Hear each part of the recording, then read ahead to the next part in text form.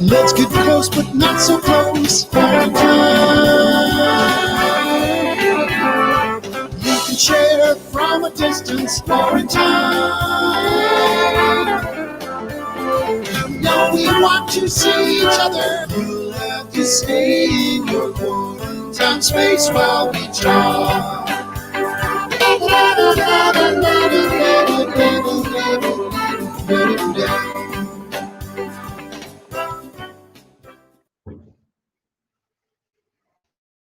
Hey everybody, this is Kim McManus, and I'm going to kick us off today. Today is the 19th of August edition of Quarantine, and we're going to talk about teachers this edition. And in fact, I'm hoping we have a bunch of editions like this, just looking at learning and looking at teaching and learning, and kind of how do we fall in love with learning again. And so today, to kick it off, we've got my sister and a wonderful teacher and mathematician and educator that I got to know a while back, engineer Shraddha Chaplot, and so we're going to have a discussion where they're going to interview each other, and that'll be kind of fun. There'll be two teachers, two different points of view, two different experiences in life, but they're both just in love with learning, and particularly they really bonded over math, and so. Let me bring on Peter, our co-host today. Hello. Well, Vic, I'm excited for this show. You know, it is amazing. We're beginning to see now fundamentally how this kind of quarantine moment is fundamentally reshaping parts of society. And clearly, education has been under enormous stress. And I'm sure, as we'll learn today, there's been so much that can be changed and advanced, and so many new ways to learn, but it really comes under highlight when suddenly parents have to do it. We care a lot more about teaching, and so many people, I think, are kind of digging into the fundamentals here. Right, and yeah. Also, well, and I recently heard from an educator at Stanford who had never really taught online before, and she almost spent night and day, you know, over and over and over again, try to figure out how to teach this important class completely online.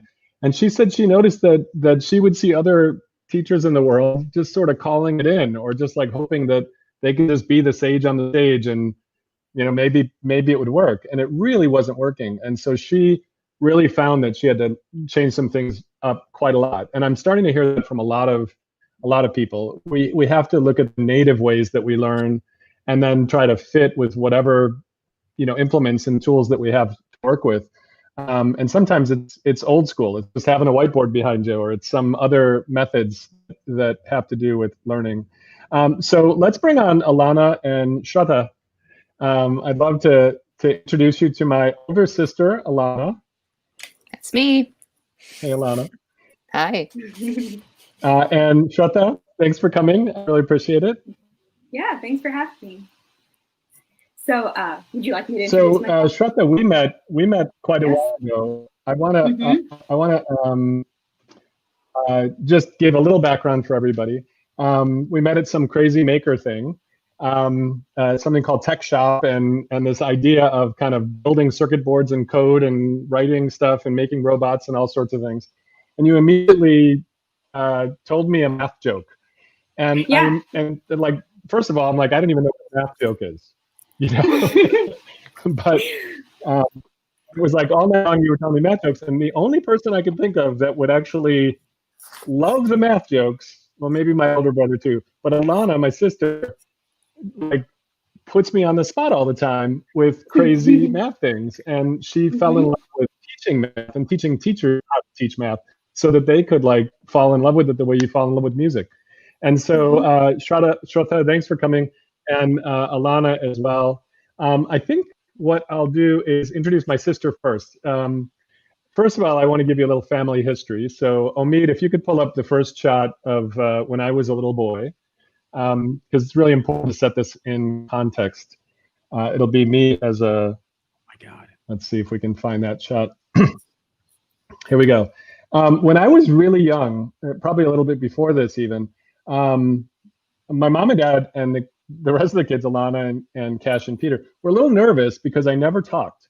I would just kind of be mute. They didn't know if I wasn't learning language, what was going on.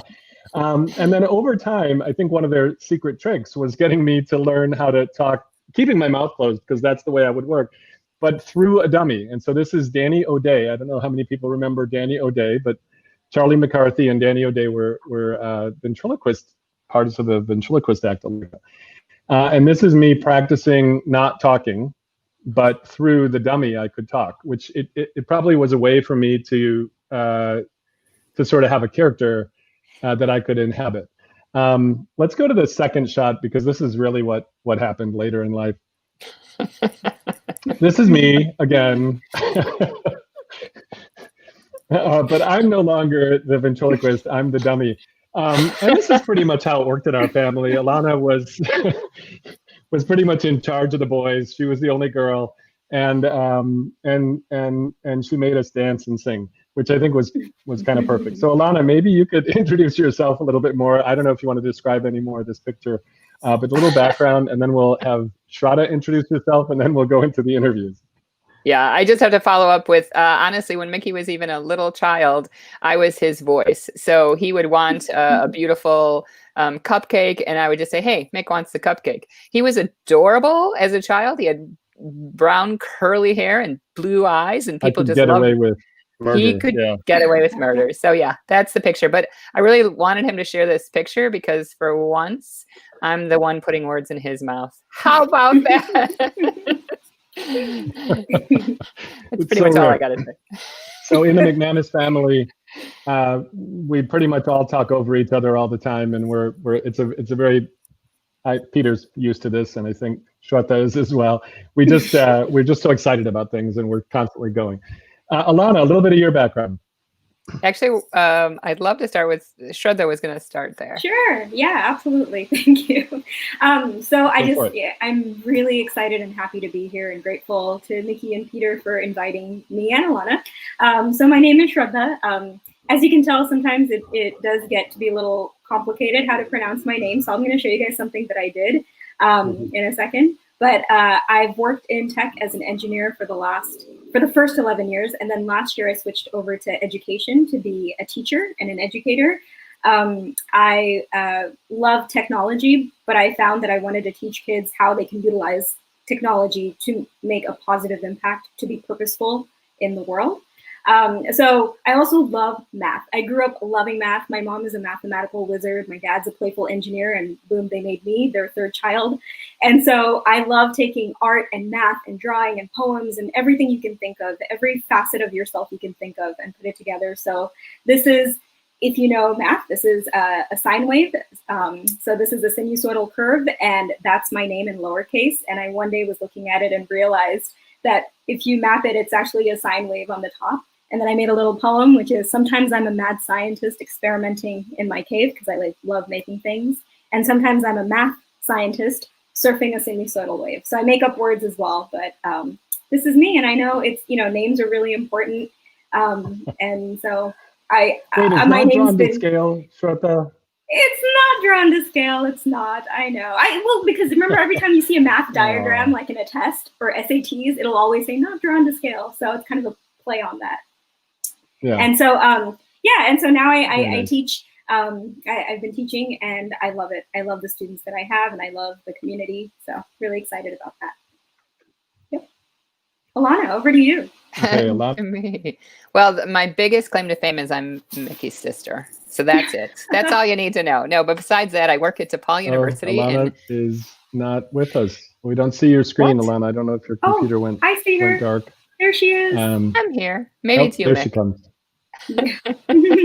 Yeah. I always have internet problems right around now. It's the weather. Sure. I believe you. So I work at DePaul University in a great place. I work at the STEM Center of DePaul University, and we're in a group of people who just love math and want to make math accessible to all the people around us. So we work really hard, and we continually look for and find grants to support the Chicago public schools. So there's 355,000 kids there and over 22,000 teachers. And we're lucky to have partnerships with the schools. And then we have built up partnerships with other universities. So we are with the University of Chicago and University of Illinois at Chicago. And we work together as a partnership to help bring really great math to all of our city kids. So that's what I'm doing right now. And I love it. And wow. Okay. Just to put this in scale, 2,000 teachers in the Chicago school system. So this is, Chicago used to be called the second city, and usually it's New York is the biggest. So their school system's massive. LA often has an insanely large school system, and then Chicago's next. And 22,000 teachers and 355,000 kids. And so this is about teaching at scale. And I want you guys to get into the interviewing. I'm not going to go too far into this, but it's kind of powerful to think about. One of the things you're doing is teaching teachers to actually grow themselves in many ways. And in the course of them growing, the kids fall in love. I've watched these kids. You used to be a math and science teacher from K through 8, I think, and you used to drag me into your classroom occasionally. I was the crazy little brother that you dragged in. And it was fascinating to see these kids begging to jump up at the whiteboard and draw and want to share their crazy way of solving a problem or solving some interesting thing. Why don't we jump into the interview? So the way we're going to work today is Peter and I are going to jump off screen, and Alanna is going to start by interviewing Shraddha a little bit about what's going on, and then we'll flip. Take it away. Thank you. Shraddha and I have been talking actually for the last month or so, and I have just been so happy to share our thinking together. And so one of the things, Shraddha, you shared with us was that you had this experience when you were working in Silicon Valley. Would you like to share that with everybody? It was so cool. Yeah. So I went to school, UC San Diego, got my degree in electrical engineering, machine intelligence. And I ended up going straight to work in tech. And I worked there for 11 years. And I absolutely loved all the technology and the different people that I met and the purpose of what we were creating. And so I actually did everything that I was passionate about. So it wasn't just being an engineer, but it was being an educator. It was being a partner. It was being a community leader. It was about making things happen. And then what happened was I ended up going to a startup. And even though I loved what we believed in, what we were doing, I actually noticed that, people were focused on the wrong things. They were focused on their status, their power, their salary, their title. And I didn't believe in that. And I wanted to have our kids, our future people who are going to be leaders of the world, business people of the world, participants of the world. They're going to be, every single one of them is going to be so valuable. I decided that I wanted to go into education full time. And I wanted to not just teach them how to use tech for good, but I wanted them to find their purpose. I wanted them to be, we already see Gen Z as amazing activists, and I wanted to be there to support and lift them and teach them really amazing values if they already didn't have it, which all of them do. It's within them, they have it. So for my first 11 years in tech, I hosted so many events, and I had the privilege of being the MC for so many and for just creating whatever I wanted to. So I worked with over 10,000 kids around the world, boys, girls, K through 12, even in college. And I showed them the beauty about STEM. I showed them the beauty about learning. And so this is, for example, I was hosting one day with Girls Power Tech. And I wanted them to tell me what empowered them. And then I painted it on their hands, what they felt empowered by. So this is kind of like a strong pose, like I am empowered by math or art or, the things I love to do. And even the next photo, I just had so many kids. This was at a high school. They had invited me to look at their robotics projects and, just work with these girls. And I did do a lot of work with girls because I think it's important for them to see someone that they can be. And I hear that constantly, even at the new school that I'm at right now. Everyone tells me we need to see who we can be. These kids know that. And so again, this was another event, and just being playful, just playing with, kids are amazing. They have this imagination and creativity and wonder. Nothing can stop them. And so that is something that we need to have throughout our life. I think even as we get to be adults, we think that we shouldn't be like that, but that's when you need to be your true self the most. And so I worked with so many kids, and then I went into education. And last year, I was a director of a STEAM position, and I was also teaching a class. So I created this class on Intro to Engineering and Robotics. And it was really funny because the 8 kids who signed up for my class, it was a very small private school, they all signed up because they heard that it was a very easy class. So they signed up because they knew that they could slack off. And what ended up happening was these 8 kids who were so funny and such class clowns ended up loving the class so much that they actually got 35 of their friends to sign up. So imagine that, from 8 to 35 signing up for an engineering class, a robotics class, is something that we're trying to convince kids to do, and they were all trying to join that class, and they loved it. So I don't think we have a problem in, I don't think kids don't find STEM not interesting. I just said 3 no's in there. Kids do not have a problem finding STEM interesting. It's just how we present it to them, and they loved it. And so we were talking about my name earlier, right? And my whole life, I've just never pronounced it the Indian way. Only last year did I start doing that, and I noticed that people had issues with it because obviously it's not in your mother tongue, right? Even I pronounce it a little bit funny. And so I prototyped this. So this is my name box. I got made a circuit that has recording and play capabilities, and then I recorded my name. I put this box, which is actually like a package that I got, and then I repurposed it and recycled it. And then I designed it, obviously, and then I made it pretty with stamp, like ink. And then I put it in my mailbox. So anybody who wanted to know how to say my name could go in there. So I often believe that it's not about, complaining about things, but it's about figuring out a solution. And that's why I went from tech to education, because I know these kids have so many capabilities, and I want to be there to empower them and to get them to be the activists and use the tools that we all are creating out there. So that's kind of my story about going from Silicon Valley to education. That's really exciting. And you know what? We really want to hear that. Can you play it for us? Can you actually press the button? We want to hear it. We want to see how it works. I wonder if you'll be able to hear it because it's on my AirPod. So are you going to be able to hear that? I think so. Did you? Okay. If not, it's on my Twitter. You can check that out. But it's pretty cool. That is awesome. And you and I have honestly had just multiple conversations, and what I heard most is this excitement that you bring to this moment.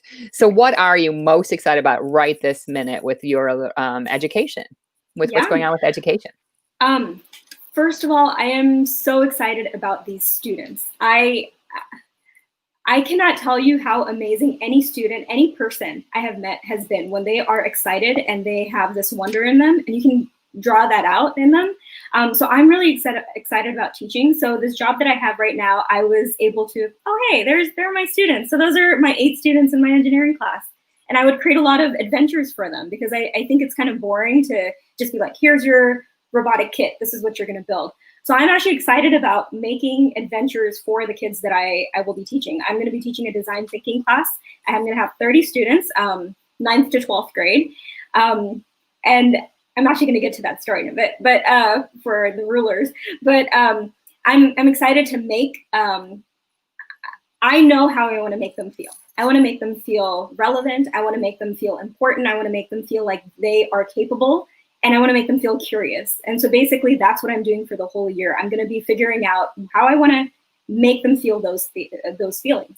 And so I'm excited about that. And I'm really excited about me being fully utilized. I think so often in jobs, we are given this one role, one task. This is who we are. And anything else that we bring into the role, that's not okay.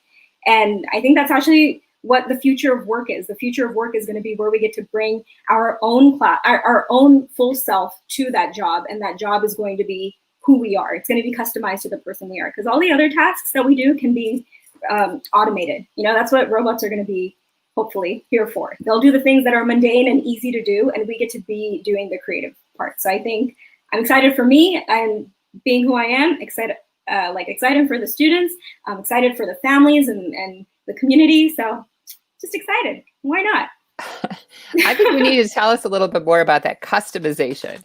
Think about for a minute about that customization that you talked about, because it's so interesting to me. And I think Mickey has a question. Actually, before you go into that, I want to ask a question. I'm trying to be the audience, and a lot of times you're going through stuff, you're so excited, that I want to make sure that we really put a point on this. You worked for a very large tech company for a number of years. You saw how kids could get excited about this, 10,000 kids. But you also saw that in the tech industry, particularly when you were like at a startup and things like that, this ego, this like, you know, it was driven by money, driven by other things.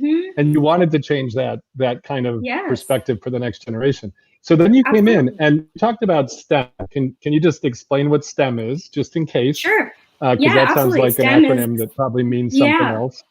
Of course. STEM is science, technology, engineering, mathematics. And when I was in college, it was a big deal. So early 2000s.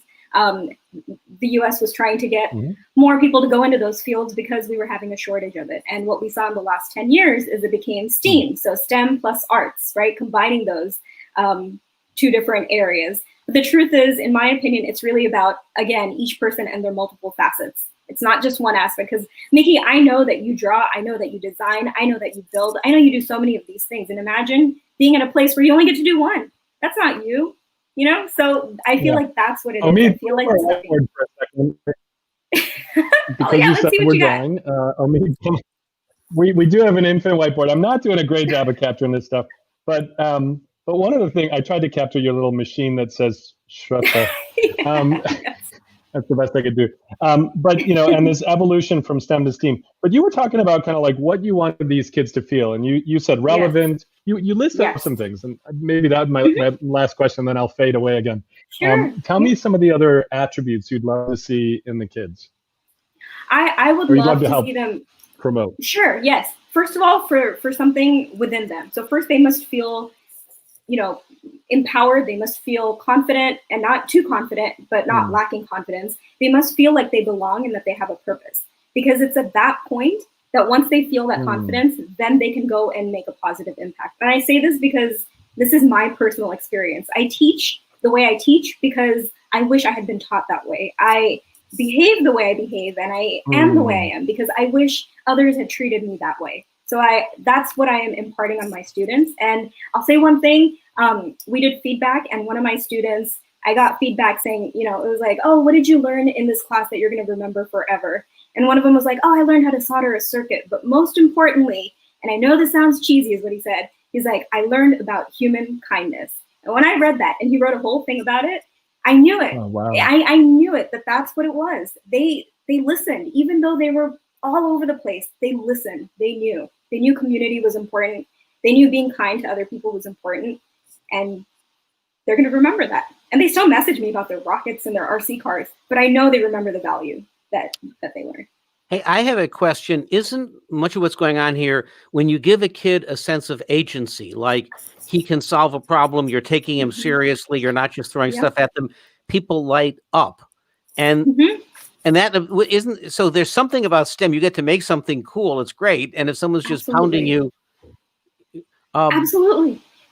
You're totally right, Peter. Oh, sorry. What were you gonna say? Well, I have a question. So like in the maker world, like when you have kids and there's a maker space and you can spend a lot of time with them, it's amazing. When we get to a really large school system, you know, something that looks overcrowded and you have so many people, what's the magic of that? Lots of kids, not so many teachers, and yet giving them all those experiences. And because there's probably some alchemy going on there we'd love to know about. Right. Well, I mean, as you know, I went from a school that has 280 students to now a school that has almost 1,800 students. And the thing is, you're right. There is no way for all those teachers to think about all of those students. And that's why you have to get rid of that teacher and student mentality. Your students who maybe get a particular concept faster than another student, that student becomes the teacher for those kids, for those other peers of theirs. And that's what I did in my class. Each of my 8 students that I had qualities that differentiated them from the rest of them. One of them was good with math, another was good with mental math and fractions and just statistics. Another was good with his hands. Another was good at teaching. They all had qualities and characteristics that were unique to each of them. And you utilize the students. They are not just teenagers who don't know how to do something. They are teachers and educators themselves. So that's that must light them up. Like, well, and I mean, you've heard about the. That's it. Well, there's also the mentor effect. You know, there's this notion that the mentor often, and if it's a peer, this is great. gets a little bit more out of it than the mentee sometimes because they have to generalize their knowledge. They have to actually practice it for someone else. Telling somebody tomorrow you're going to have to like maybe do a show like Quarantine Live and then just say you're hosting it means you got to figure it out, right? And once you do it, it's under your belt. So given that, we're going to let you go back to running the show. We're fading away. Can I throw one? I was just going to say when you address, I don't know if you've addressed this yet, but since Peter, you go, so perfect. I just want to. No, I'm going to get out of here. You're not going to see me, and unless you're asking me to teach something, then I'll pay attention. But how are you all coping with COVID? Like, are you doing this? Is this academic year like online? How do you get kids to pay attention? Are you guys going to school? Just like explain us about that, because that's all we hear in the news these days. Yeah, and I know Alanna's going to talk about that too, but I will tell you from my experience, first of all, feel your feelings. We went for 3 months. I was also teaching online. In fact, Mickey joined in on one of my sessions. But the thing is, there were days when my students had to make me feel better. It's true. It's not just going to be, we have to be the big person. And sometimes you just have to feel how you're feeling so that you can get that out. And then you can be like, okay, this is the reality of what we have. And then you become creative. This is the landscape that we have. And so originally I was going to take my students to garages, a tour of garages, of my friends' garages, because in the Valley, that's the birthplace of innovative, inventive things. And because I couldn't do that and we were going to be online, I thought, what do I do? And I thought of all the creative, amazing people and friends that I know, including Mickey. And I asked him, hey, can we do a session where we get a view into your garage and you just share with the students what you're building and what you're creating? And he had so many amazing gadgets and tools and like a 3D printed, COVID globe thing that he had. And the students were so engaged. They saw another friend of mine who was 3D printing Star Wars things that were real actual sized figurines. And they were so intrigued. Their eyes were like bulging out looking at the screen. And not every moment is going to be like that. We know that for the next year, there are going to be days we just don't want to be online. We just don't want to do this. And that's okay, in my opinion. And giving that to teachers as well, letting them know that there are going to be days like that. We're all exhausted. We are. But trying to make it as fun as we possibly can and be as inventive and innovative as we can. So, yeah. Just as a point, I just reminded me of something that First Robotics used to teach that was called gracious professionalism. Ray Flowers, who passed away last year, would really try to encourage kids to be gracious, and they actually did it as co-opetition so that you won awards, you fix someone else's robotic parts at the big, or robots. So it was gracious professionalism, and I think this idea of feeling your feelings is also just being authentic and being there. Just be gracious. We are humans. We're not something else that we try our best, but I think actually you probably earn a lot of credit and respect, and just sort of then they feel like they can do that too, and that gives them that psychological safety, which feels important. All right, Alanna, you are on. We're going to fade away. Well, as usual, Mickey will jump in. But Peter, to answer your question too, I just spent a morning in a professional development session put out by Chicago Public Schools STEM department that was all about how do we make those relationships with kids. We have not met this group of children, right? I mean, last year we were thrown into this situation, but we knew those kids. They were our kids for, 6-8 months, right? So then here we are in a situation where I've got a brand new group of freshmen. I've got a brand new group of 8-year-olds, 7-year-olds, 5-year-olds. How are we going to make those relationships when we're in a virtual setting? And I got to tell you, the session was wonderful because what it did is it allowed teachers to just brainstorm different ways. Hey, I could do some surveys. We could each we could kind of do show and tell. Like, what do you love? Bring 2 things that you love in your life to the first meeting. And, spending that time actually building relationships to start the school year is going to be humongous. That is the deal. And, teachers have great ideas, and they just need to have a little bit of help how to transition those great ideas that they always did at the beginning of the year. When I was first teaching in the middle school, I was like, oh my gosh, they came from a teacher who made them sit in straight rows and answer all their questions, and they never had any conversations. So I had to, in my first week of school, actually, we did this thing. It was like an information gap game, which 4 kids have different clues, and together they have to build something. So it was building out of blocks or building out of pattern blocks. And so the 4 children have to build something, but they're not allowed to actually like hand over their card. They have to read it out loud to their friends. And then they're kind of in a competition to see who can build this thing first, because I needed to get to know them. I needed to see how they could talk.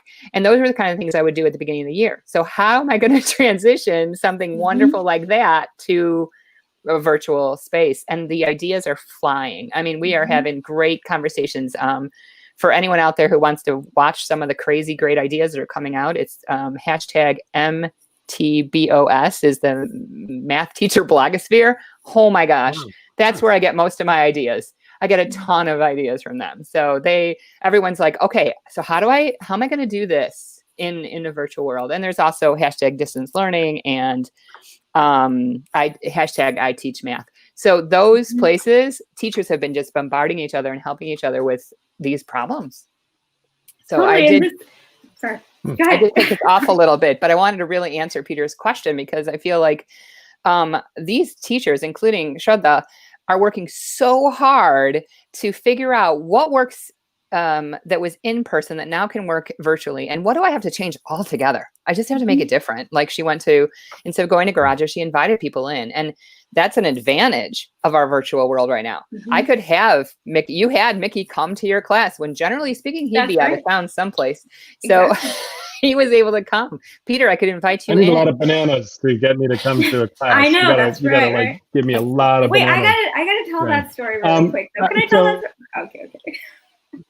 No, don't. Okay. Let's move on. Okay, fine, I think as you're going, Alanna and Shraddha both, give us a sense of like as you're moving through this, give us a sense of maybe little changes that you see this year because of COVID, but also the things that you really have learned work really well, and it doesn't really even matter the medium. It's just these are things that work. And that you really want people to hear about. So, okay, Peter and I are going to fade back off again. Back to you, Alanna. That's what he says. I know. He'll be back. But Alanna, I think what you said was really important about how you're having in the sessions you're seeing the teachers come up with different solutions. And that kind of mimics the same thing about students, right? Like I may be the teacher, but my students are the ones that are going to be able to create these different ways of thinking because they have different resources. They know different things. So it's the exact same thing with us teachers as well. We get that ability to do that, and we can make amazing things happen as well. So yeah, we have to think about our teaching and learning at 2 levels, right? We are teaching students, and we want them to learn in a certain way. And whenever you're in a professional development situation with teachers, or when teachers are gathered together, we have to acknowledge that they have all sorts of things to bring to the table, just like our kids have all sorts of things to bring to the table. So, and I know you do that. And I know you hinted on that customization when you were talking to Peter, but I'd love to hear you go into that a little more and even talk about how you brought those kids agency. So I talk a lot about the true dimensions and the agency, authority, and identity that we want kids to have, but you built that in without calling it that. So could you tell us more about that? Yeah, and I mean, again, coming from tech to education, I'm learning the different lingo, the different acronyms that we have. So when I said customization and Alanna said customization, we actually had 2 different ideas. So my idea or my view of customization is I look at every single child, every student, and I see what they love, what they don't love, what they get excited about, what they're capable of, what they don't think they're capable of. And I create whatever class I have in mind to their abilities. So for example, one of my students, actually, if we can go to the Instagram page that I have, Omi, that would be awesome. One of my students, his hand shook a little bit when he would get nervous. And so he wasn't really able to do too much of building his robotics or building his circuit or whatever. And so what I ended up doing was I was joking that I love math, but I wasn't really joking. I was serious. They knew that about me. And one of my kids loved math too. And I noticed that he would solve fractions and problems so quickly. He was able to just do it mentally very fast. And so the way that I helped him was I actually had him do statistics problems. He asked me if I could give him stats problems because he needed to calm himself down. And the thing about stats and math and all of this is you're not a hardware engineer. You become a software engineer. You have the capability to, being an engineer isn't just one thing. Being a mathematician isn't just one thing. All of these fields are not one thing. They can infiltrate any industry from sports, entertainment, deep sea diving, whatever you want. And so if you scroll down, there's a photo. So this is my class's Instagram page that I created for them, and then they took over it. So yeah, actually right there, you see there's a student that is drawing on a whiteboard, and I called him the Goodwill Hunting of our class, because he was there on the whiteboard just to de-stress.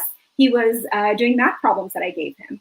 And so an idea of customization is, just because a person is not able to do the robotics part does not mean they fail that class.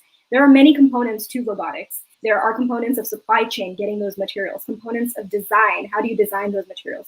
How do you use the end product of a robotic arm? I had even taken them to a coffee shop in downtown SF where it was the robotic arm. And I'm not sure if any of you have gone, but you would punch in a number on an iPad, and then you would see the whole robotic arm just make the coffee or tea for you.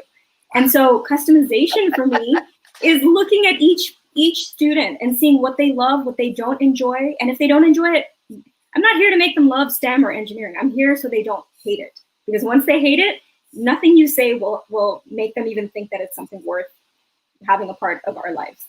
So that was one example. That's wonderful. And, you know, I know that you also talked about, you bring math in to engineering and design. Yes. I would love to hear a little more about that. That is exactly in my life, what I've been doing is trying to bring math into every single thing we do. And when you're a Chicago public school teacher, which I was for 20 years, I got thrown into all sorts of situations, and I was able to see the math in it. So how do you get your kids to see the math in design besides your Goodwill Hunting child? Well, of course, they were all building, so they had to cut a wire that was 1 1/4 inch, and they did not know what a quarter was, and they did not know how to measure that on a ruler. And like I said, again, these 8 students, they were hilarious. They were wonderful, you know, social butterflies, but they had been students that had been passed on in the sense of, oh, you don't know how to do this, I'm not going to help you. And they shared that with me. And so what I ended up doing was, if you actually pull up the photos again, there's the rulers that you're going to see. I wanted to make sure that my students knew how to read fractions and how to read a ruler. And so I made these into swords. And if you go to the next couple slides, you'll see it's actually a circuit board that's made into a ruler, and it has like 20 different awesome things on it.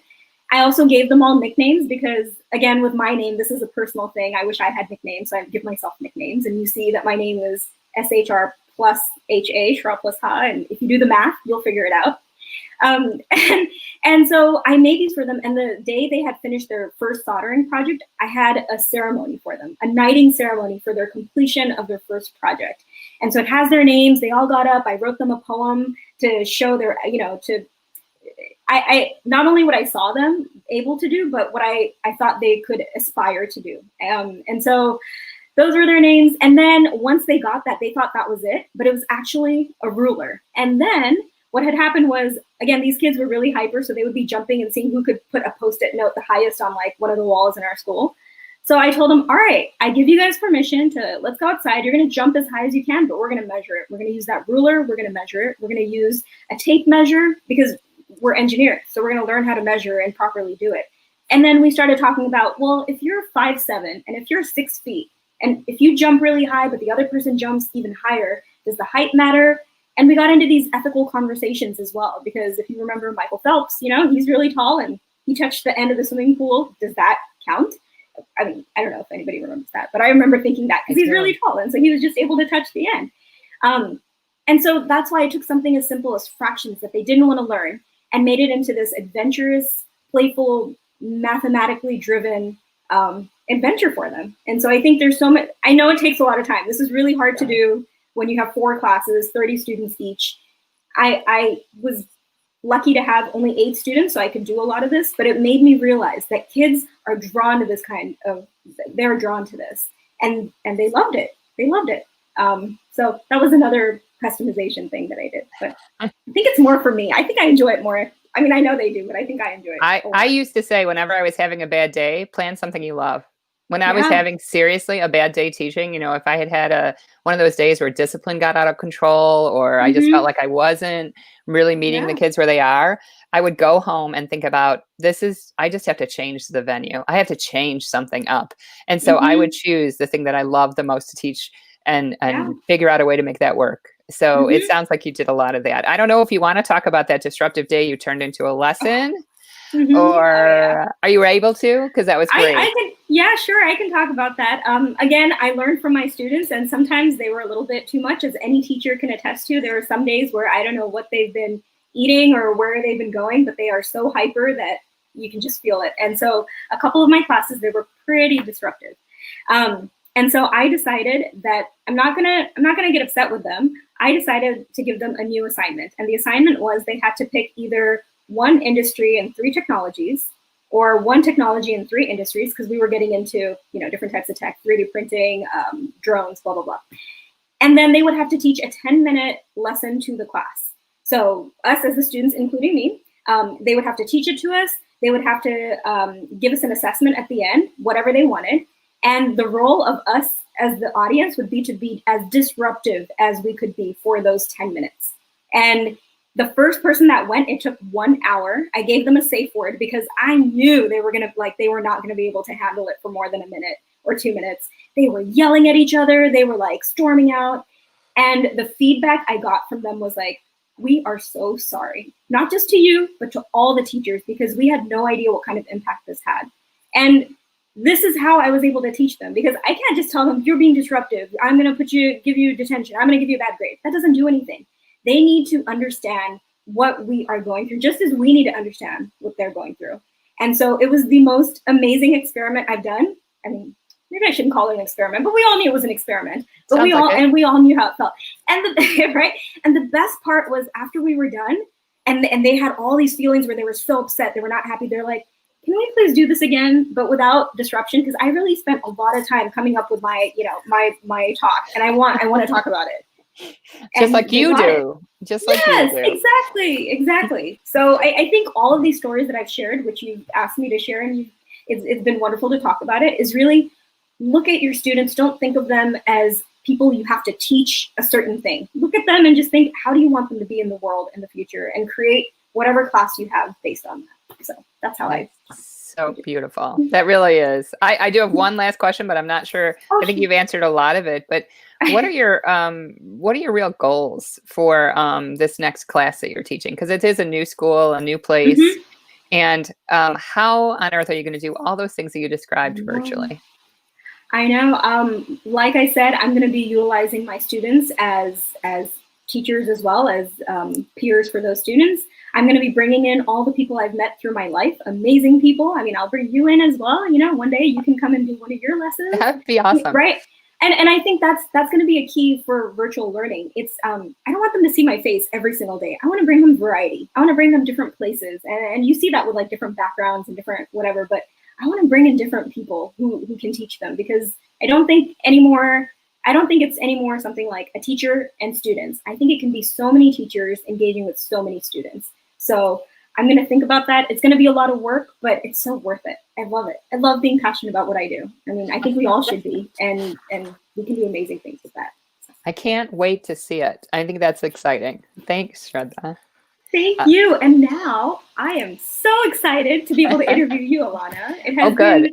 I'm officially on the hot seat, huh? You are. We have had, I mean, like Mickey knew from the first day that he should introduce both of us, to each other, because we are lovers of math and we have such a mindset of wanting to educate and teach. And you and I have had really incredible conversations where the amount of tangents that we go off on, I mean, we could have hours and hours of a conversation. So what I wanted to do, the first question I wanted to ask you is, you mentioned, I mean, I could ask you a million questions, but you've mentioned that you've been working with Chicago. So I want you to talk to us a little bit about that.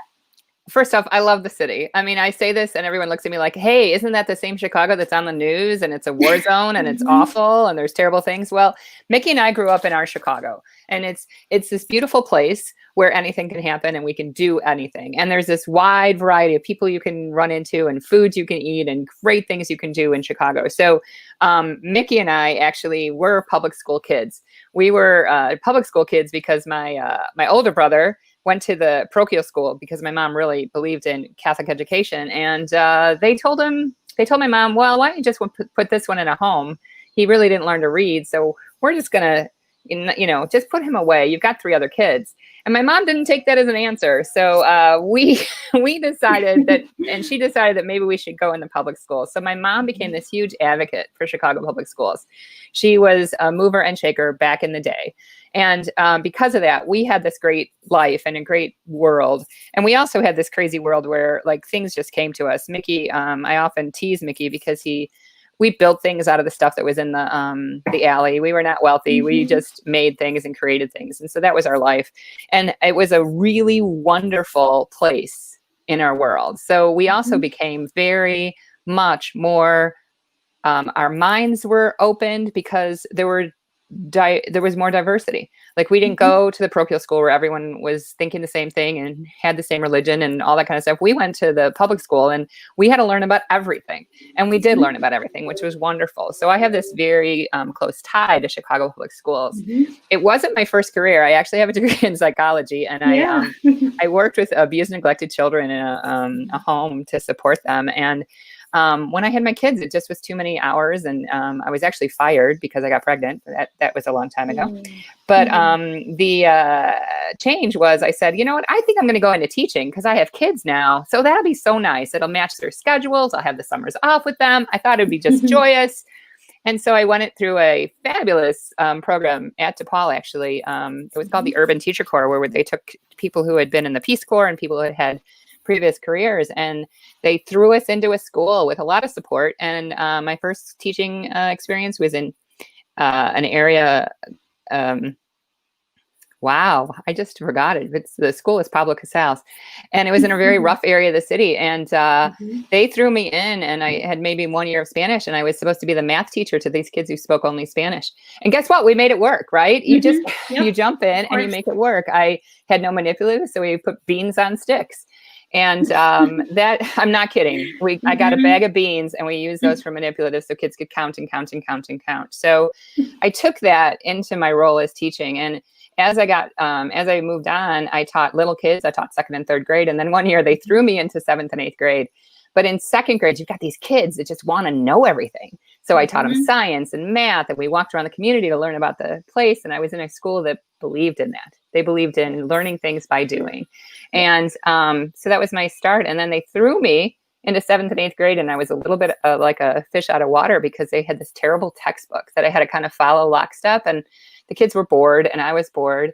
And so I threw away the science textbook, and we became a project-based. We did project-based science, so we learned things that way.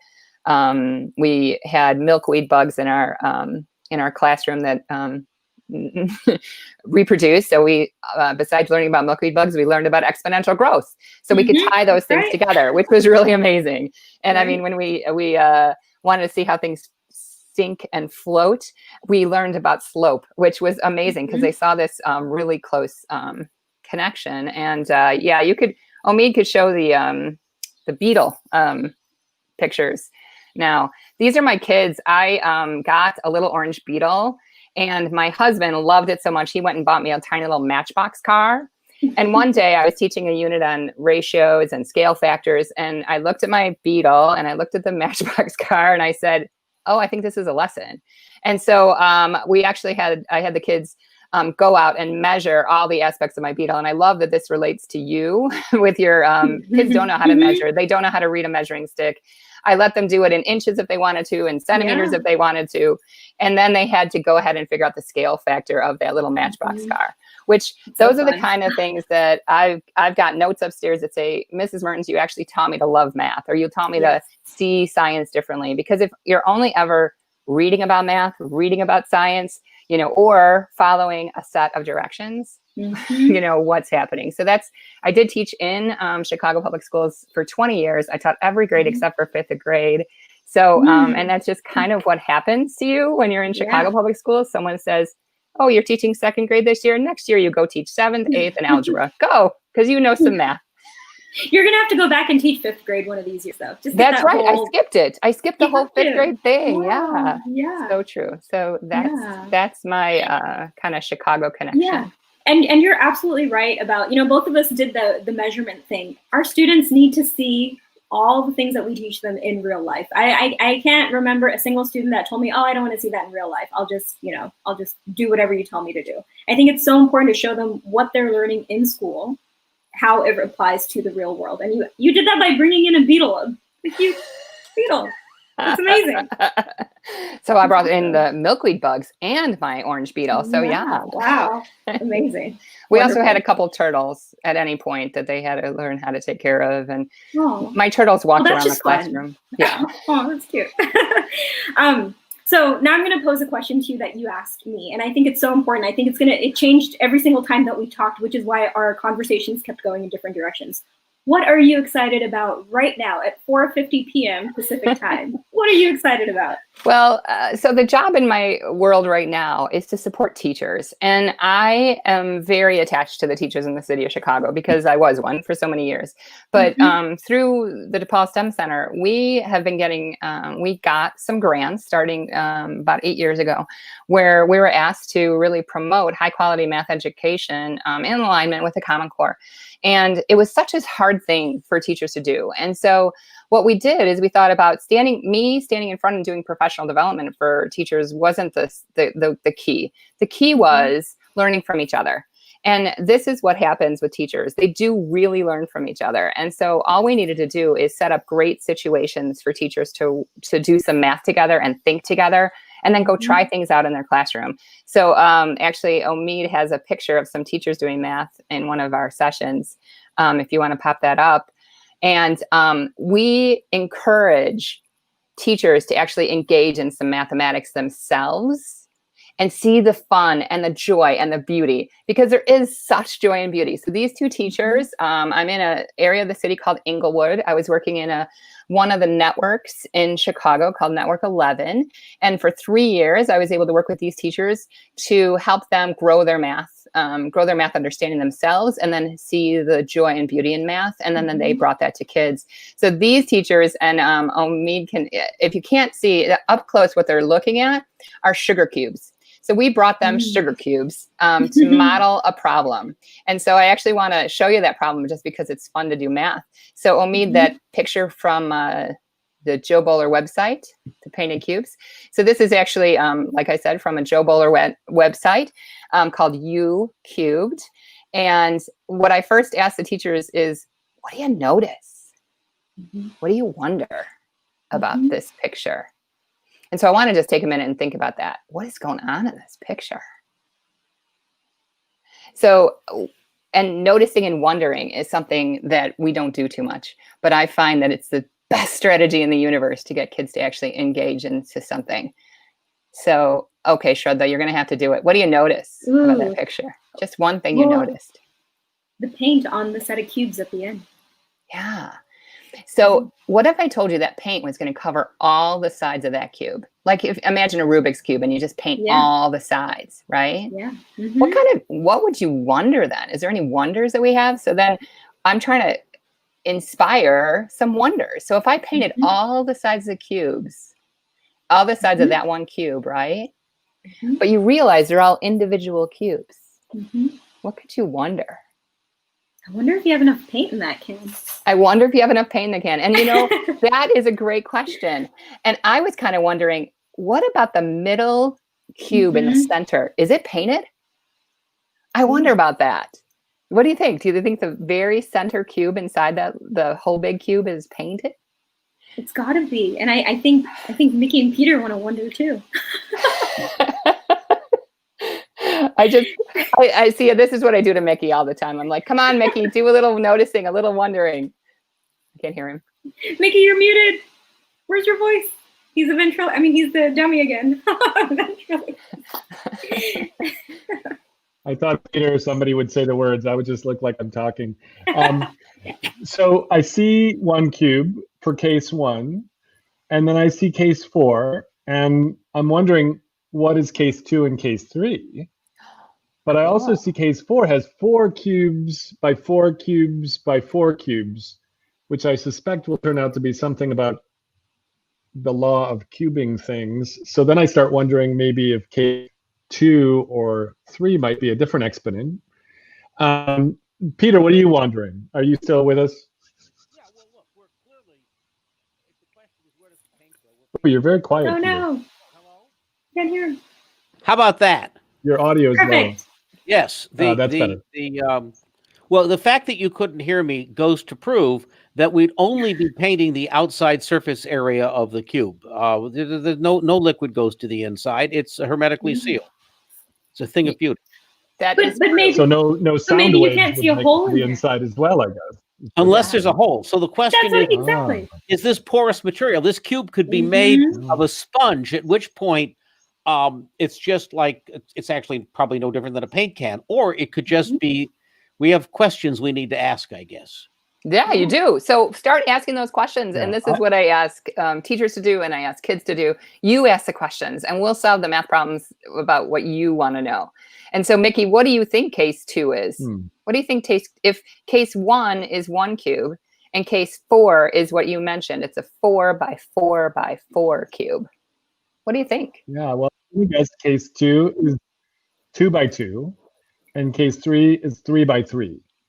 And I think in case 2, there is no center cube. And in case 3, there's 1 center cube. And in case 4, there are 8 center cubes. And so now I'm starting to see this weird pattern. But tell me what happened. I mean, and I'm not mathy, but and you should comment about that. But tell me what happens when you take like first grade or second grade teachers who might have actually gone into kindergarten or first grade or second grade because they didn't really feel comfortable themselves about mathiness, and then you put them into this situation where you, like just as Peter and I are trying to figure out where is she going. Okay, are we going to be silly? What are we going to do?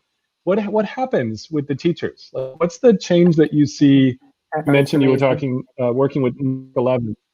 What's the change you see? So I could tell you a story about those 2 teachers you saw in the picture. The woman in the background who's actually looking closely at the cube, which, by the way, that was a kindergarten teacher, a teacher who teaches kindergarten for a living. Okay, kindergarten. Okay. So she's a kindergarten teacher, and the woman in front of her teaches 3rd grade. So we've got primary teachers who, again, like you said, they walk in with no sense of mathematical identity. They have a textbook in front of them. They teach out of the textbook. They went into education not really thinking that math was a big deal. I love teaching reading, most of them will say. When I interview them in the beginning, they don't feel the math. They don't feel the love and beauty about math. It's more just, I know the algorithms and I teach the kid the algorithm. And so when we give them this kind of a problem, their eyes light up. They get excited. They draw posters. They make pictures. They also, if you noticed, every single person, including you all and they all, could start something with this problem. You could wonder something. You could ask a question. You can say, let me just think about case 1 right now. If I was case 1, all the sides of the cube would be painted. That's a cool thing. If I was case 2, if I built case 2 and case 2 is a 2 by 2 by 2, again, how many sides of each cube in a 2 by 2 by 2 would be painted? Is it 1 side? Is it 2 sides of each cube? Think about a corner cube in your 2 by 2. You could answer that question. So the Peter, question what do you think? That's a great question. We'll just pause there. Case 2, it's a 2 by 2 by 2 cube. 2. First off, is there any cube with no how many sides painted? are painted or paint over it? How many cubes are in this thing? 8. 8. 2 by 2 by 2 should be 8 cubes. Am I right? Yep. Yeah. You got it. So, yeah, and there's no inside cube because every cube has outside facing faces. So how every many cube sides, has some paint how many sides? Oh, we're painting. How many sides we painting? Right. Well, it's. Am I allowed to answer this? No, right? Okay. Well, what you're experiencing right now is something I call wait time. So what is Peter doing now? He's really going through what's allowed. called productive struggle or it should be 4 times 6, difficulty. right? We've got each cube, each face of our 2 by 2 has 4 cubes facing out, and we've got 6 surfaces. So it should be 4 times 6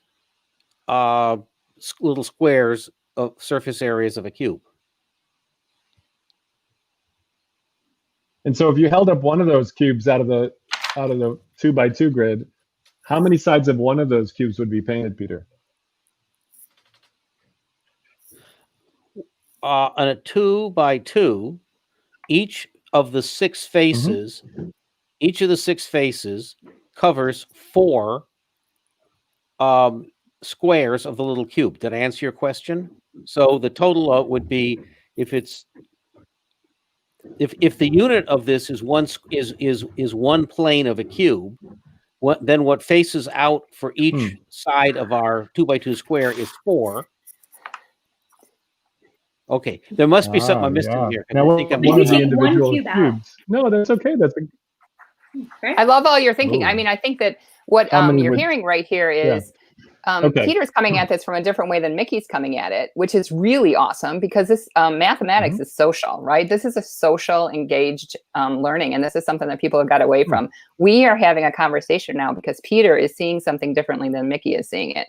And Mickey might need to draw a picture to explain to Peter how he's seeing something differently than Peter. Oh, because yeah, call up my whiteboard. Call up my whiteboard for a second. Yeah, Let's can we see. look I'm at the going to whiteboard, share please? the way I see this. This Yeah, is let's just go to the a whiteboard. shield from Okay, Mickey's whiteboard. here's what I see. Yeah. No, this is not. This is like we're going to use this for social math. Okay, so this is the 2x2x2. Yeah. Okay, that's the one we were just describing. It's got 1, 2, by 1, 2 by 1, 2. Okay, so when you pour paint on it, blah, whatever that picture was, looks like it slops over to the side here. My question to you, Peter, was if I pulled out this cube here and I had it sitting over here, how many sides of this cube that I just pulled out would be painted?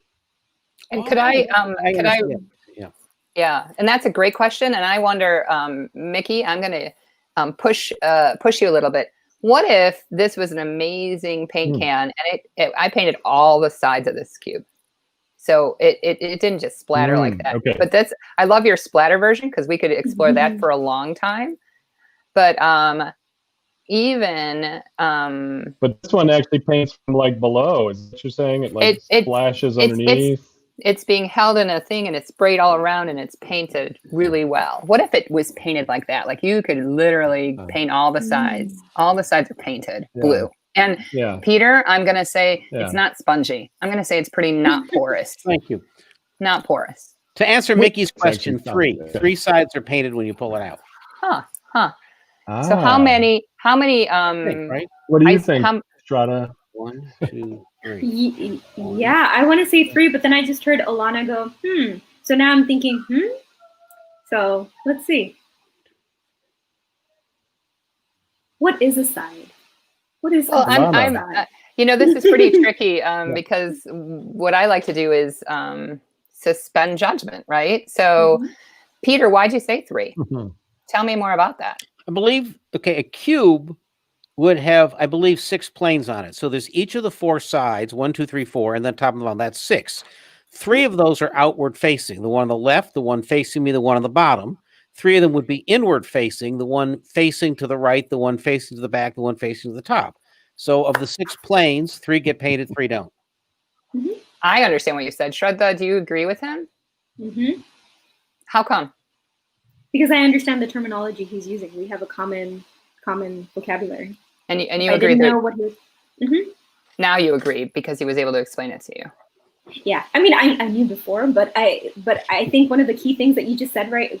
What you had Peter explain, and then how I understood because I knew what he was saying. I knew what a plane was. I knew what a cube was. I knew how he was describing those terms.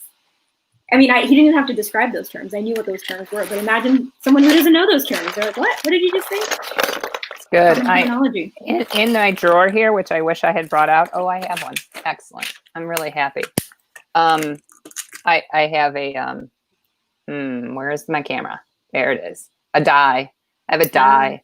And so some of us actually need to touch it to think about it, right? This is a really tiny thing, but I could imagine that this side is painted and this side is painted and this side is painted. So I can see these 2 edges are painted and then the bottom's painted. That means the other 3 sides aren't painted. So I could touch it and I didn't need any of those vocabulary words that people use. Yeah. But you'd agree I with Peter once you touched it. Yeah. Well, I would. think so. Alanna did like a little baby version of what she does with the teachers, and the teachers end up kind of having fun because they come up with different theories and different wonder, and they end up kind of getting into the math, right? They weren't in the math at the beginning, and now they kind of want to share it. And this goes a little bit to like ventriloquism and magic when I was a kid. What I loved about that was there was misdirection. It was this kind of like I could have this thing here. What? Yeah, you. Me? Yeah, you. Me? Yeah, you. Okay. And I would have to do this misdirection. And once I learned, it's really bad, but once I learned how to do magic or learn how to do things, the first thing a kid wants to do when they learn magic is they want to share it with somebody else. They want to be like, do you want me to show you how that's done? It's pretty awesome. Because it's just fun, because there's wonder. And I think what happens is the teachers we're talking about here, suddenly they're growing their own capacity because they have identity. You mentioned these things called the true dimensions. An identity in math. They feel agency. They came up with an idea. Peter came up with an idea. Now he wants to kind of see if others agree with it. But you didn't jump in to say, you're right, you're wrong, you're whatever. It was more about let's have a conversation about this. Let's problem solve. And I ultimately, I know that we started this with math and talking about teaching and math, but math is sort of a proxy for so many different things. Complicated, stack, that you know, if you miss out a class, you miss maybe an important building block. But if we can help people find the wonder, the same way they find the wonder in music or, you know, learning other things, then suddenly they've got tricks in their pocket to solve problems in the real world. Like they now have a way of saying, well, let's problem solve together. And I'm not going to be like Mr. Mathy and you're not Mr. Mathy, or Miss Mathy. It's going to be more, oh, let's get cognitive diversity, which I care about a lot. All right, let's take it back away again. We're just over 5 o'clock Pacific time. I have one great question left for Shraddha, Alanna. did you have other questions for Alanna? I have one wonderful question to ask Alanna, and then we'll go into kind of overtime. Yep, absolutely. Alanna, again, you know, we've had so much conversation, and one of the statements that you said really stuck with me because it is so important. It talks about how math isn't just about solving a problem. It's not doing the steps to solve a problem. So I'm actually going to read the statement that you said. What you said was, if you don't have a strong mathematical background, people will take advantage of you, and you are at their mercy. You said, I believe it's a social justice issue. And Alanna, this is math. People don't usually say that math is a social justice issue. So talk about that. I'm okay. It's just so true. I got a little bit on my high horse the other day when I was talking to Shraddha, because I work in some very hard neighborhoods in the city of Chicago. I work in those areas where there are killings and shootings and gang-related violence on a daily basis. I work with kids and children and teachers who have to walk through broken windows and there are shells on the ground to get to school. But they get to school and they are there and they are learning and they are wonderful teachers. And these kids and these families get their kids to schools every single day. And why we need, I'm going crazy, to give them all the things they need in the world to get by, right? And one of the things they need is some great math. And because seriously, if you walk into a payday loan store and you find out what the interest rate is to take a loan out, if you have no math to back that up, you are going to be taken advantage of. In checkbooks, good friends of mine lost their house in an apartment fire after this young girl worked really hard. She worked at Starbucks and she did her thing and she got everything and she got her own apartment and she was doing really well. But nobody kind of talked about the common sense of maybe getting insurance for your apartment. So she lost everything. So this is a social issue to me because we really do need to give everyone, all those kids, even these teachers, all these people, this idea that they can do it, right? Given this idea that I can make sense of things. And if just given the time, so there is no time limit. You don't have to be fast to be a mathematician. I am actually a slow, plug it along math person, right? It's not about being fast. It's about logic and reason and thinking things through. So I get a little bit frustrated because I feel like we have to give this to our kids. Those 355,000 Chicago public school system deserve really good education. And I've got to tell you, the teachers that work in Chicago public schools in some of these really hard areas and in most areas of Chicago really care about giving their kids the best, but sometimes they're not equipped. And they are not equipped because we were taught in a different way. And right now, the world doesn't need us to sit in straight rows and hear a bell like a factory worker to change classes. We don't need to be taught that. What we need to be taught is how to interact with one another, push each other and question them, think deeply, and make sense for ourselves. So absolutely. I don't know. I could go on, but there you go. That's my... Yeah, preach it. No, I love it. I think when you talked about that, I think it was so important to mention. I love my city and I love the kids and I love the teachers. So I can't even stand it. I want to get a sense though. I know, DePaul and your program has been working now. The math scores in Chicago for decades for public schools have been going down. And, in the big testing. And one of the things you were looking for was what would be a way to actually really scale this? And it's not one by one being a teacher. It's really getting the teachers to fall in love with it. And then they create peer communities. And then they are like so passionate that the principal is like, oh my gosh, we got to do this. And then they start teaming up with other principals, other teachers. So this is a weird, interesting thing that I've watched over the course of a number of years now. You've been doing this and you've been applying stuff from the True Dimensions came out of, I think, maybe Berkeley, Joe Bowler, other things. These are around the world, sort of ways of thinking about math that are showing things like dynamic formative assessment, feeling a sense of agency and identity, giving people a ramp, those True Dimensions you talked about. What's the tick up or what's the change over the last few years that you're starting to see in the Chicago public schools? It may be nothing because obviously 350,000 kids is a big deal, but in the students or the classrooms or the schools that have started to actually get into this, the groups of teachers, what kind of progress are we starting to see in terms of maybe a way you could measure this? Is it too soon? I know that it's been a while, but I want to get a sense of before, after, or progress or hope. Like, where are you going with it? Yeah. No, actually, we were, Chicago is growing, and they're growing by leaps and bounds in mathematics. So, I mean, it's not a sad story. It's a pretty wonderful story. But there has been, like I said, DePaul University, University of Chicago, University of Illinois, all partner with the Department of STEM Education. And we have this growing, beautiful partnership. So at one point, we decided, they decided, I think it was almost 20 years ago now, that one of the things that was missing in our city schools was nobody could take algebra in elementary school. So they gathered together, and there is something called the Algebra Initiative to really bring algebra to all those schools. And what's happening right now is there is, so now there's algebra in 8th grade in a lot of our schools, but we see huge inequity. So again, those 3 universities and the Department of STEM, we've gotten together and say, how can we get more great math in the elementary schools? And it might be, oh, we have to recruit more teachers. So what is the barrier for that? So then we recruit more teachers. And then once we look more closely at that interaction, this is huge interactions, right? We are seeing that, then if we can get the middle school teachers really rocking and rolling, what's happening to those K-5 teachers? So now we're even doing more research. Actually, we're writing a DRK-12 right now to try to get some funding to look at how we build those social networks in schools starting at K-5.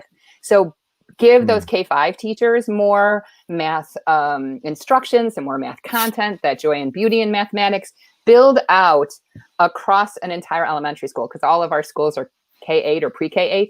So build out this social network in schools to develop a sense that we're all part of the community. We're all building together. One of the ways we do that is by getting into each other's spaces. So one of my favorite teachers, he said to me, Alanna, we just got to get into each other's teaching lives. And so what we've been trying to do is actually, I was funded through the Chicago Mercantile Exchange for a while, funded by the Chicago Community Trust for a while. I was able to work with an entire school and have them meet as a team and decide how could they get into each other's teaching lives? How could they bring these ideas and make them real? Because the other thing is they make it real by trying it in their classrooms. And you have to be able to try something in your classroom with kids before you can see it works and feel the joy and beauty of it. And so schools started trying this. So they started doing things like getting into each other's classrooms. So here's what I support is that like 3 teachers sit around a table together and they plan a really juicy lesson that they might have been a little afraid to try without that support. And then one of the teachers is chosen to go teach it, and they go teach it right away. I mean, it's like we plan in 30 minutes and we go teach it the next hour. And then right after that, we go and debrief about it. And we say, wow, you did some things to really promote access to that problem. And here's what I saw. And in the planning, maybe we'll say, how am I going to get kids to make their own sense? And I had this real experience that I was telling Shraddha. A teacher said to her team, she said, I have a tendency to give it all away. I tell kids the answers all the time. You have to reel me in. And she did this.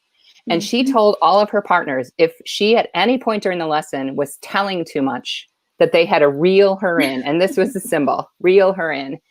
And it was the most amazing lesson. And every time she started going off to try to tell kids what to do, we kind of gave her the symbol. And at the end, these kids were standing. They stood up and applauded the team that got the answer for this problem exactly right on. And then there was just, I mean, honestly, it broke out in applause at the end. And this was an 8th grade group of kids in the middle of Inglewood. And I loved every minute of it. And those teachers grow from that. And what they found is this getting into each other's teaching lives is huge. Alanna, real quick. Yeah. So when you say getting into the teachers' lives, you really mean like these others sit in the class too and observe, and they notice, oh man, she's just giving away the answer, so that the kids don't struggle in a healthy way. Don't sort of have the cognitive the thing we demand. were trying to do with Peter there, where he was like, where are you going? You've got to actually have that cognitive demand, or you don't build it yourself. It's just like these teachers are just UPS drivers who just deliver, and if you don't get it, too bad. And that's such a bad cartoon that we kind of have sometimes. And I've heard it from teachers too, that this kid just doesn't get it. Well, maybe because you just keep dumping stuff on top of him, like boxes and boxes and boxes, instead of the struggle. And I just want to make sure that I'm understanding this, but please stop me. Just for 1 second and tell you, the little video that I didn't show today was a great clip of kids working really hard on a fraction problem. Really, it was a fraction problem. Kids working on a problem, and they're arguing hard. Do we have a link for that? Is that the link that you put in there? Yeah, we can't show it though. It's 1,000,000 miles long. Oh, no. So we can't show it. Okay. And I don't think so. And I didn't share it with Omid. So these kids are arguing, right? And they're arguing. And then one kid is kind of explaining it to the other kid. And then the other kid clearly gets it. It's the moment where that second kid gets what the first kid was saying. And instead of letting the kid that got it say it, the first kid said it for him. And the child looked over and said, why didn't you let me say that? It's like you took my learning. It's like, so let's think about this. It's like you took my learning from me. I was right at that moment of understanding, and you had to say it for me, but I was about to say it. Do you think the kids end up learning about how to do almost Socratic questioning to each other? Do you think the kids are also learning about kind of how to help other kids learn in the process? What do you see happening there? So, in our professional development and everything we're doing, we try to help the kids engage in conversation. So in order to do that, we often offer them sentence stems. Like we actually say to them, and we have them up on the board. I used to have them all around my room. It would say things like, tell me more about that. So if I teach you that simple sentence, tell me more about that. It's amazing what that word can do. Kids. The kids say it to each other. First I model it. I model it all the time. And then the kids start saying it to each other. Or I disagree because. I actually don't agree with that because. But in order to disagree with something, you had to actually hear it, listen to it, decide. It didn't make sense to you. And those are all the things that we're working on. Mickey, in our least mathy education show, we had William Cathers on talking about the Socratic method, and we showed clips of Dr. Mortimer Adler, who put together the great book series, and his whole The great teaching book series. method. And in this case, he was teaching a bunch of high school students, right? And they were working through concepts of the Federalist Papers and individuals and groups and the economy, right? And it was all about having to explain it, work the thing out, Socratic method of people pulling stuff out of each other, and indeed the joy of, in a very disciplined way, being forced to kind of get it, right? That has been an enduring theme here. I do have the resource, which I forgot for a minute. Alana, you mentioned. Go ahead. And I had a. We've. Have you ever? Sorry, I'll stop. Go ahead. No, I was remembering. I had a little mind blank, but one of the things that we started doing with teachers is having them look at some work called accountable talk. And off the top of my head, I can't do the reference, but I can't. And accountable talk is really important, and it's a really good idea that you just mentioned. You're accountable to the mathematics, and you're accountable to the community, and you're accountable to yourself. So there's like this accountability, like in a conversation, I'm accountable to you understanding, but I'm also accountable to the community understanding, and I'm accountable to the actual mathematics. And in your case, they had to be accountable to what the Federalist Papers said, right? So there's this idea of accountable talk, and that was something that really moved the needle with our teachers. That's an interesting notion when we think of all of this kind of anti-science or truthy behavior in America now. It's not accountable to a discipline or to kind of a history. That's an interesting way of phrasing a sloppiness in thinking. Or so I had two questions I wanted to go in. One was, this whole conversation has really been about finding all sorts of magnificent ways in the classroom to draw things away from rote and into creativity. And we haven't talked that much about project-based education or non-classroom stuff or all these other ways that kids can put things together. And I'm wondering how much that is a part of what you're doing, because you're enlightening me on so much of the creativity in the classroom. And then another question, which is kind of maybe more political one, is this kind of anti-science thing that we see in America right now. Is that a cultural thing? Does that not exist in kids? Does that get back to some of the inherent bias stuff? Girls are eventually taught to not like math, but no one told them that when they were young. I'm just kind of interested in where that comes from and how it relates to education. So those are the two things on my mind: the project-based stuff and this malaise towards science. I can talk a little bit about the project-based stuff. So for my students before COVID, they were actually supposed to do a lot of work with the community. What they learned in their robotics, they made a robotic arm each, and then they programmed it and they shared it at a board meeting that we had. They were actually supposed to go to our local library, host a session for kids to come, and they were going to be teachers to elementary and middle school students, because they were going to get that experience of what it's like to teach someone who's younger, who may not understand what they are sharing with them. Again, getting the same experience that we give to the students, they're giving to other people and feeling that. I did a lot of field trips. So I took them on this research vessel that had docked here in San Francisco, came up from Scripps Institute in San Diego, and they were able to learn about different jobs that they could have, different experiments that were happening, different PhD type experiments that were happening. And projects really about real life. So whatever we would see in real life, that's how I would transition my class. Because a typical engineering class would really just be coding. It could be robotics, it could be microcontrollers. That's really, and maybe a little bit of design thinking, maybe going through the design thinking process. But I wanted them to have real life experiences. And so it's going to mold, and it's going to be molded into whatever interest I find in those students. One of them, for example, loved playing cards. The same student who was really good with stats, he knew poker, he knew cards. So I actually had him think about how he could, esports is a big thing. So how can you have, maybe drones that are flying around and they have little cameras on them, and you as the viewer are able to pick which angle you want to see from the entire table while they're playing poker for the audience, for the esports fan. And so thinking about what the students love and then bringing that kind of experience to the class. So I guess that's how I think, and I think it's really important. Whoa, like Alanna and I've been talking. There's like vector and angles for the camera, and there's all this sort totally. of There's the math. There's the analysis. You gotta exactly. And see what's happening. You could go back in time and talk about how Claude Shannon and his wife actually went into Las Vegas in the 1950s with like a little toe tapping thing, and he's the guy who invented the theory of information, and like actually tried to figure out how to hack Las Vegas by being able to like have a toe tapping wireless device, you know, and their plants, you know, there's other couples there. It seems like you could go lots of places.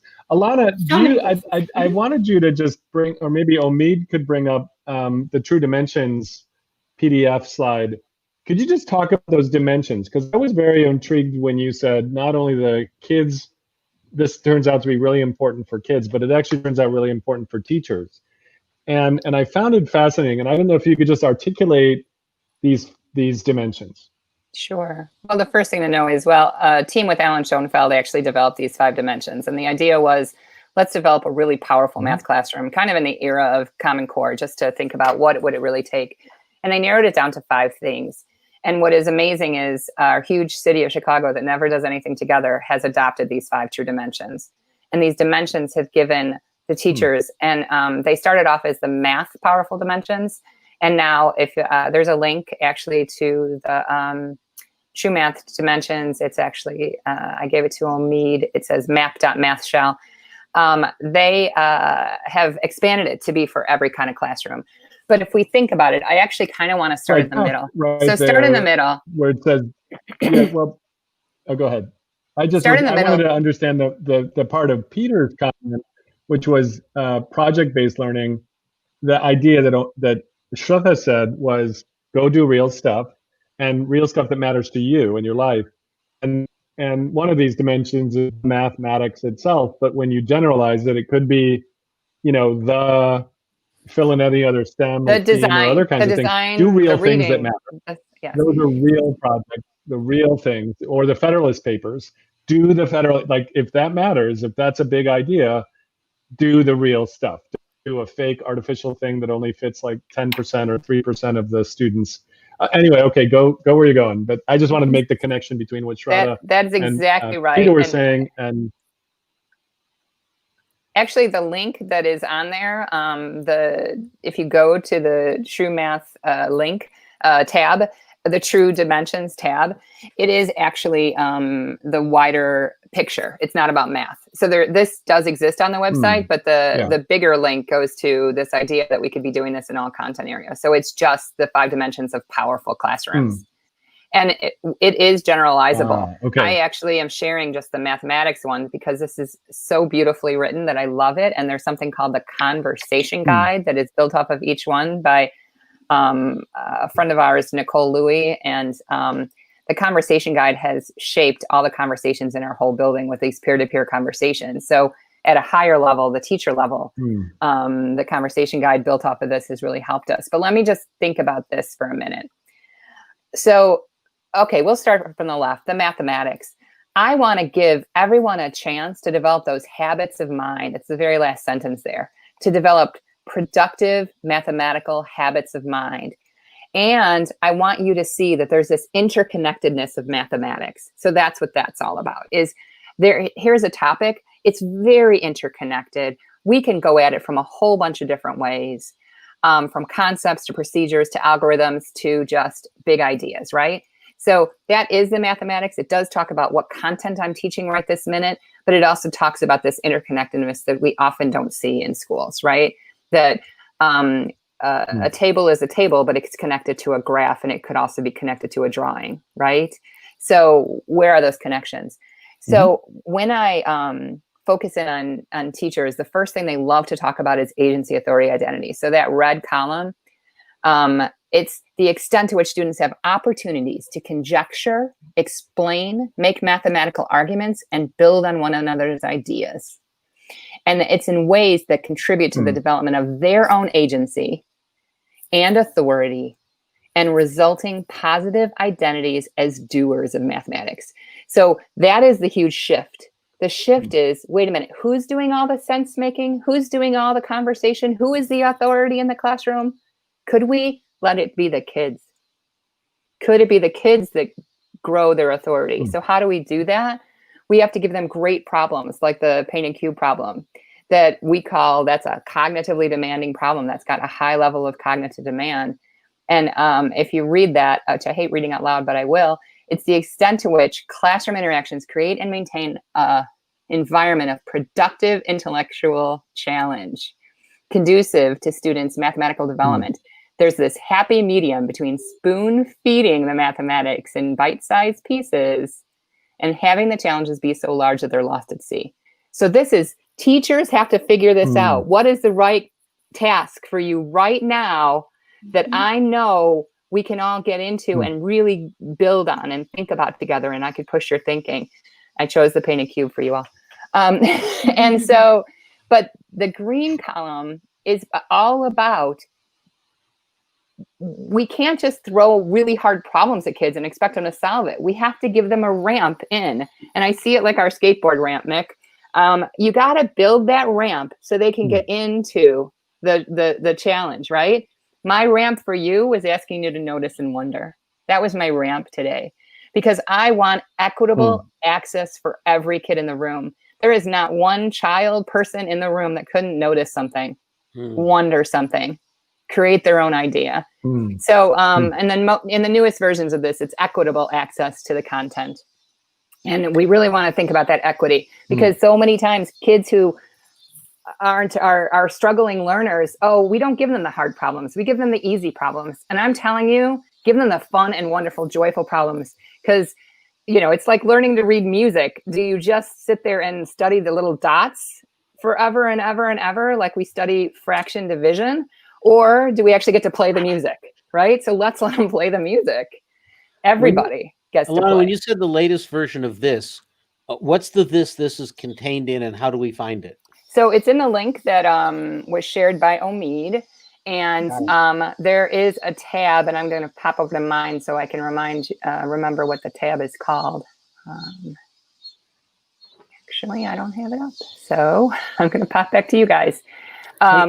I don't know if Omid can open it, but if he opens that up. Omid, can you pull up that web browser? If you open up that web browser, I can tell you a little bit about this. There's a ton of stuff on there that if any teachers are watching, this is a place to go. There's lots of stuff there for math teachers. So it's called the True Math Suite, now that I think about it. Or the True, pull up that web page? Yeah, he did. It says the True Framework. So the tab is called the True Framework. So Omid, you have to click on second to the right.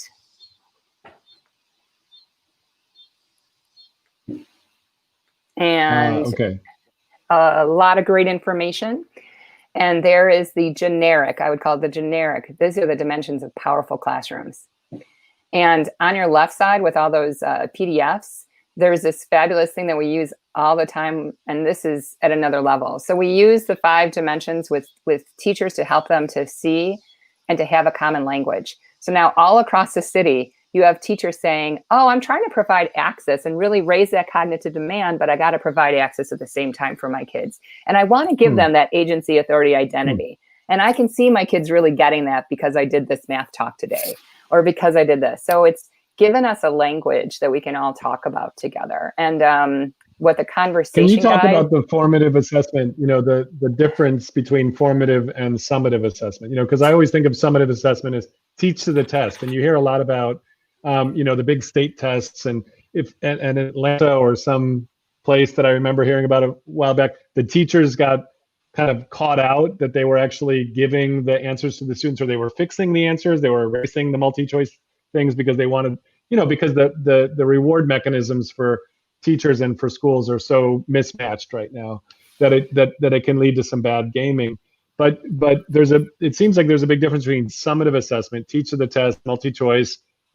At the end of the year, you find out if you had a certain number of these right, A, B, C, or D, to this notion of formative assessment. Can you talk about that for a second? Because that feels like an important component as well, the other dimension. Yeah, and I think Dylan William actually says it best in his book. And he talks about this minute-to-minute, day-to-day formative assessment. So what he believes, and he's talked about this a lot, after doing a huge meta-analysis of all the things that will help education move forward, he believes formative assessment is actually the thing, right? Like, forget everything else. Forget smaller class size. Forget everything else. We've done this huge study. What really works is formative assessment. And that means teachers have to know what their kids know all the time. And then they have to, besides knowing what their kids know, and finding out what your kids know is not so easy. So we're going to have trouble with that in the virtual world too. But finding out what your kids know and don't know, and then building instruction based on that. That is it. And it's what, you know, it is the cure is basically the idea. So formative assessment is so critical because it's that day-to-day, minute-to-minute, finding out what kids know. And sometimes it's as simple as, I gave you a picture and I listened to you notice and wonder and I heard your vocabulary. So I know where your vocabulary is at right this minute. I know who knows a side. I know who knows a corner. Automatically, I just did formative assessment on all you right there and then. But it could also be a lesson. It could be a formative assessment lesson. And on that same website we're on, there are something called lessons, and they are actually formative assessment lesson. You teach, you use them at the end of it's under the tab called lessons. You could give this formative assessment lesson to your students, and there's listed out all the grades they have there. You give the formative assessment to your students when you think you've taught everything. You think, yeah, I've gotten pretty well through this unit, but I don't want to give them this summative test until I know. Do I know what they know? And it's hard to know what they know. So often there's a card sort, something that you have to actually physically do in a partnership. There's a lot of interaction. So a teacher has the opportunity to go from group to group and listen in and see what they're thinking and see what they're doing. And as they're developing that, find out whether they're ready to move forward. And then that can give you formative assessment data so you know what to do next. And so and if you're giving a test to be formative, what that means is you're using that to inform your instruction. And Dylan William would also say, don't grade the papers, don't grade them. As soon as you put a grade on it, it actually goes in the garbage and gets forgotten about. If instead we make comments, there is actually some good data out there that is what improves learning, that a kid will actually read your comment. But if they just see a score at the top of the page, it goes in the trash. Can I make a comment on that? Oh. Yeah. So again, to say the real life application of this for my engineering students, I have them use an engineering journal, and they had to every day write their 3 L's and CM. So love, load, learned, curiosities, and miscellaneous every single day. And then I would collect it, and I used to write notes in them. And the first time I did that and gave it back to them, every class they had after, the teachers and students came to me and they're like, your students were showing everybody your comments. They could not believe that you spent time to write them comments and just ask them questions. And that's what it is. It's engaging with them. You have to want to engage with them because they're amazing. So I did exactly that. Well, a few years ago, Alanna, quizzed me on an inchworm that fell down a well and how a 10-foot well, and it could move up a foot every day. And then I got the number wrong. And then but the act of her, playing with a few of us, she was doing this thing with a hand where I would put up a finger that I knew, and then Peter would put up a finger. He's got one way of solving it, and then we've got 2 ways of solving it. And we've got 3.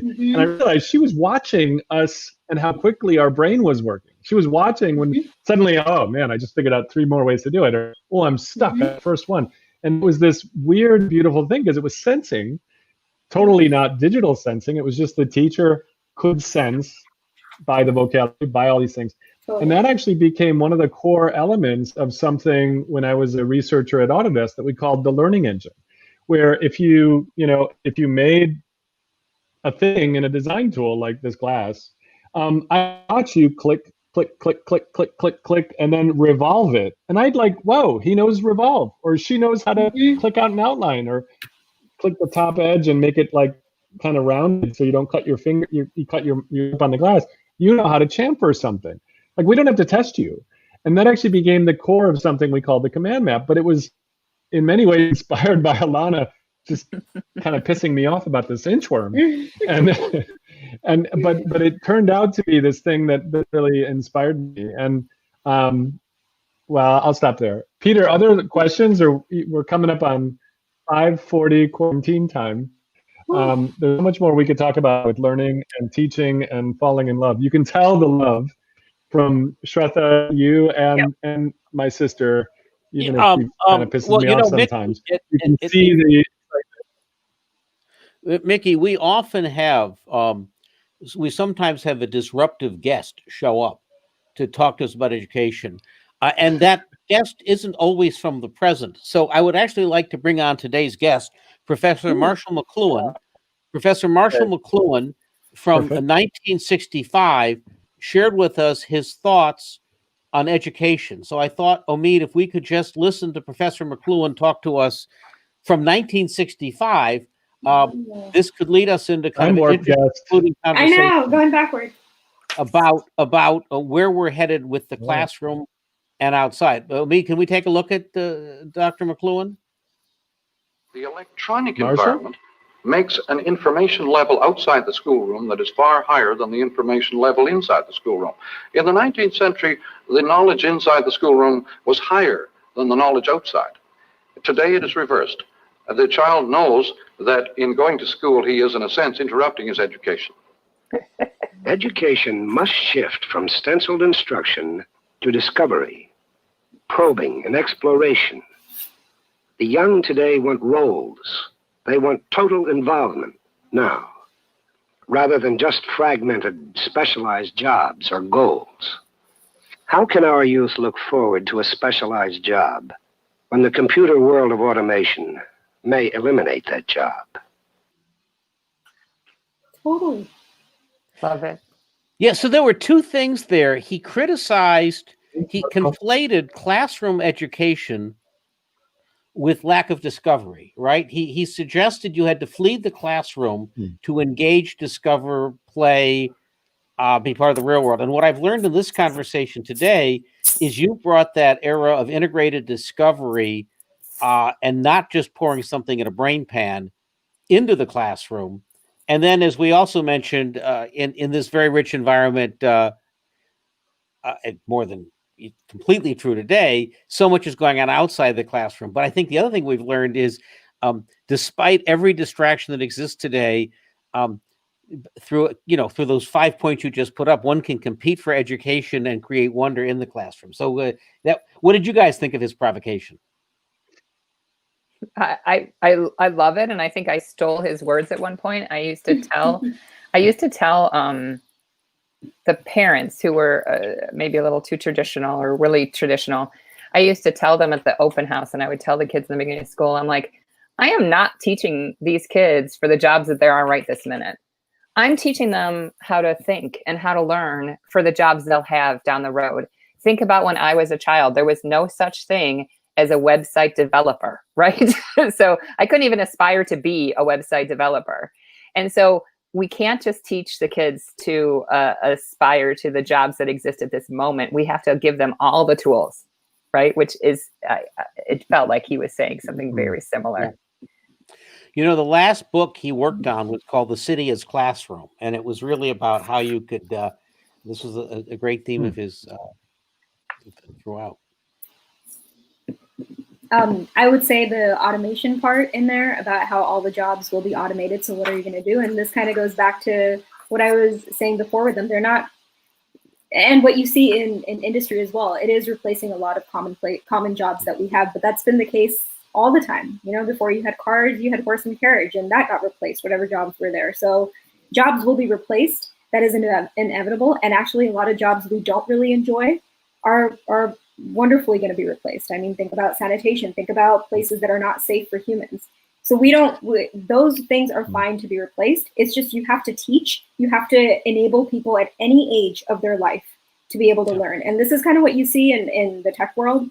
You often see that people who are past the age of maybe 50 or 55 are often the first to get laid off, even though they don't say that. But why? Why are they not given a space to learn new things and learn in a way where they feel safe? I mean, I don't want to learn something if I'm going to get in trouble for not being able to understand it. And if it's foreign, then I'm not going to want to know it. So how do we change that mindset as well? Yeah, you were headed right what I was going to ask about, which is today's conversation has taken place in the frame of primary and secondary education. And in a world of lifelong learning, right, this notion that, education stops at 24 and then you have your life till you retire, that's out the window. Um, uh, Maybe as we close, what can we say about how this form of wonder applies to both adult education, and just as kids are teaching here, there must be some really wonderful mix about intergenerational education. I mean, one of the first of all, on this show, the interns teach us. We teach the interns over at Gray Area, which is our technology center. Everybody learns from everybody, so there must be some important lesson for us in this moment. That was a question. I'm just going to shut up and listen. Yeah, no. Let me think about that. Alanna, do you have anything? I mean, that's a great question. Yeah, and I think that it's a very interesting one. So I think a lot about adult learning. I actually think a lot more about adult learning than you might imagine, because in order to move the needle with these teachers, I have to go ahead and I have to change their minds, and I have to make them think. And so I have to put them in situations where they're uncomfortable a little bit, that they have to engage in that productive struggle. So in one of my jobs, I teach in-service K-5 teachers coursework about actual math, like geometry. I'm starting this course on geometry right now. And there's a good chance that there's things that are going to freak them out and scare them. But on the other hand, at the end of every class, they were like, wow, I just learned so much. And now I get to take this into the classroom and do something with it. And it is like their kids are teaching them. There is this back and forth with them, because they go back to the classroom and try something. Pardon? I didn't hear that part. But how old are the teachers? No one's young. No one's young. I mean, there's point about lifelong learning.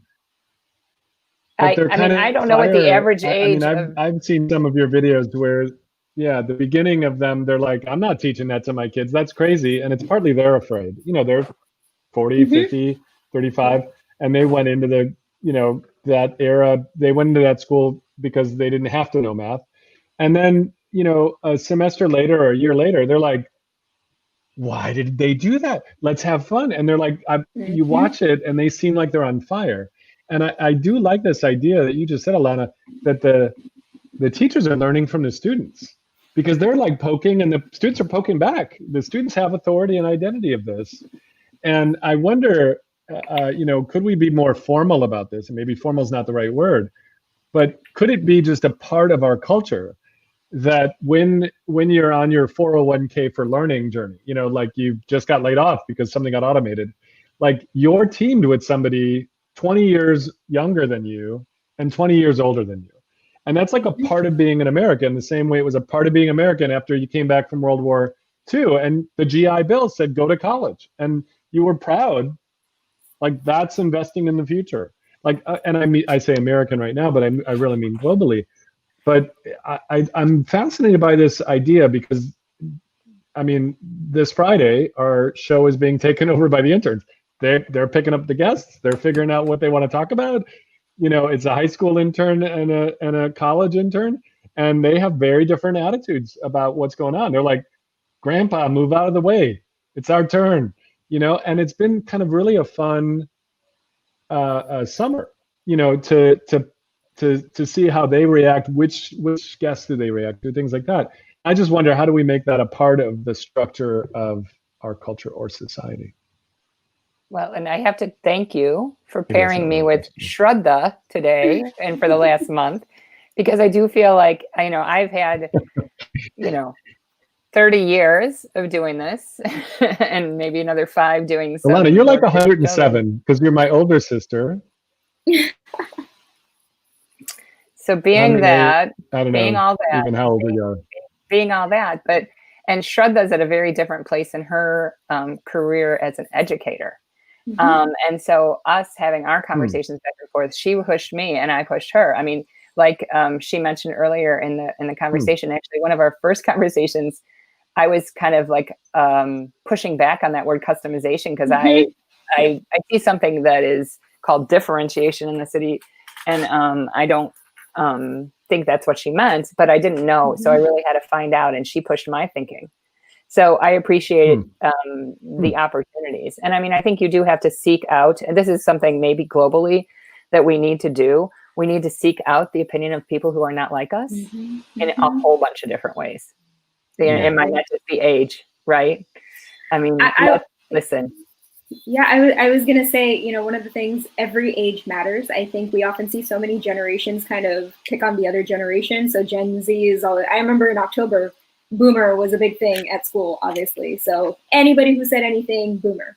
Yeah. And then it became Zoomer. Oh, these Gen Z kids. Oh, these millennials. And I think I understand these terms, again, identify, you know, dates of when people were born, but unfortunately also have negative stereotypes, and we need to get over that, because not everybody is like that. And I think what I like to teach my students, and I think I hope a lot of people do, is you can learn from every single person and don't be disrespectful. So if we want to have this intergenerational workforce and learning force and human force, we really need to first respect other generations, respect people of different ages and backgrounds, because then if you don't do that, then you are going to pick on other people. You are going to say what you want and have your biases towards them, and you won't be able to help them learn, and they won't be able to help you. They won't want to help you learn. They're going to just label you and leave you alone.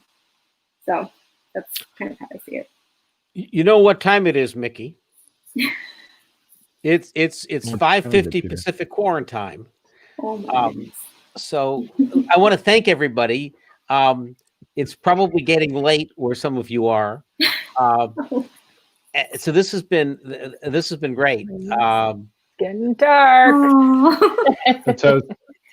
Yeah, it's getting dark, Chicagoland. Yeah. Alana, Shraddha, thank you so much for coming, and thanks for figuring this all out, you know, and planning it. Yeah, why don't I give it down? We'll kick you guys off, and we'll explain what's coming up Friday and in the next few weeks. By the way, I want to thank you guys, and I want to thank Omid also. That last frame that was up, which was the four of us and Marshall McLuhan, was great. That's going to be the production still from this show. We were joined by two educators, two guys from Silicon Valley, and late Professor McLuhan. That's just great. I love it. That's wonderful. But nice to meet you, Peter. Yeah. Very nice to meet you. I'm saying guys, but I just say guys. Okay. It's all good. Alana, it was amazing talking to you in the last month, and I know that we're going to continue our conversations. And Mickey and Peter, thank you so much for having us. And Omid, thank you for being the person behind the curtain. Very much appreciated. Thank you. Thank you. Just lovely. Mark Finner in our comments just said that whole thing was just lovely. And maybe we should have another show where we bring Mark on and ask him about the influence of parents. I like that question. So coming up, this Friday is the student show. It's going to be our interns. We've got Jocelyn and Kara, and they are really passionate about environmental justice and social justice. And so they've got some interesting guests, and I'm looking forward to this. So Kara's a high school student here in San Francisco, and Jocelyn's up in Vancouver, and just came back from, she's a college student and just came back from spending about a year or so in Singapore. So she's getting a different perspective than the American experience. Next Friday, if everything works out well, we'll have Kay Foster and Aisha Bursel. We're going to talk about uncommon allies. Both of them are amazing leaders and amazing thinkers. Coming into September, we're going to actually have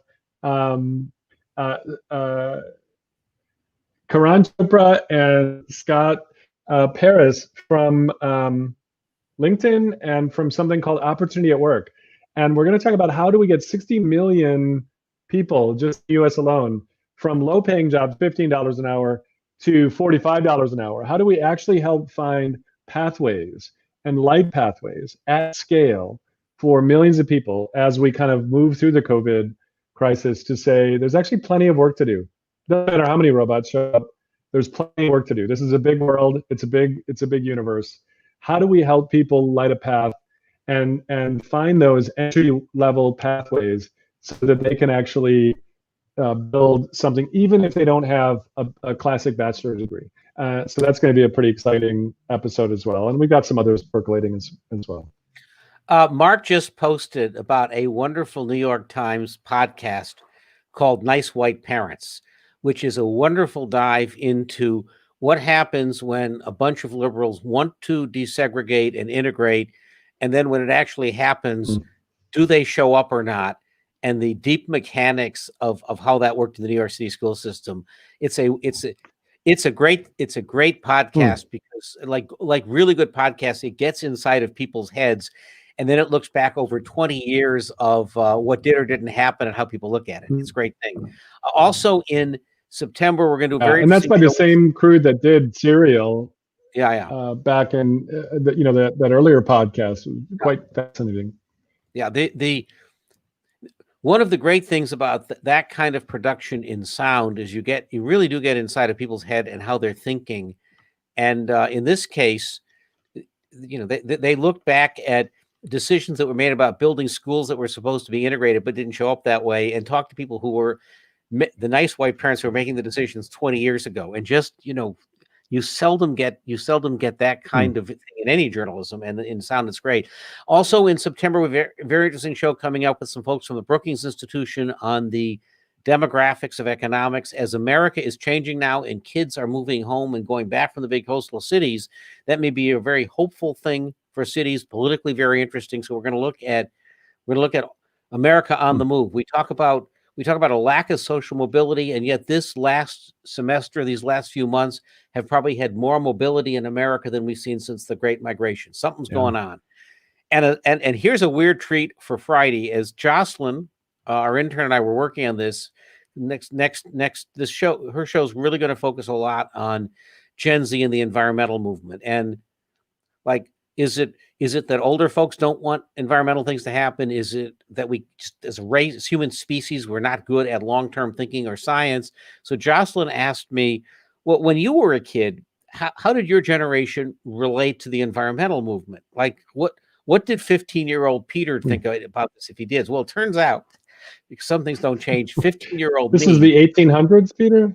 Yeah, this was actually in the Earth Day happened in 1970. So in 1971, two things went on in my life. I was motivated by that.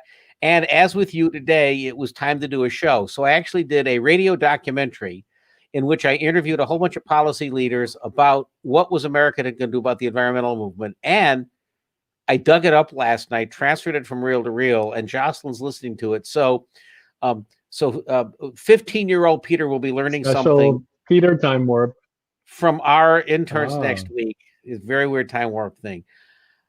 This Friday. Okay. This Friday. I guess that's about it. Anything else, Mickey? Because it's now 5:57 Pacific Foreign time. No. Yeah, and we all turn into quantum bits in 2 minutes. All right. Thank you. We'll see you on Friday for the Our Generation show. Thank you, Mickey, Jocelyn, Omid. Thanks for today's guests, Alanna and Shraddha. I didn't practice pronouncing her name. Shraddha. Yeah, excellent. Thank you. See you Friday. Omid, take us out with the song. Everyone.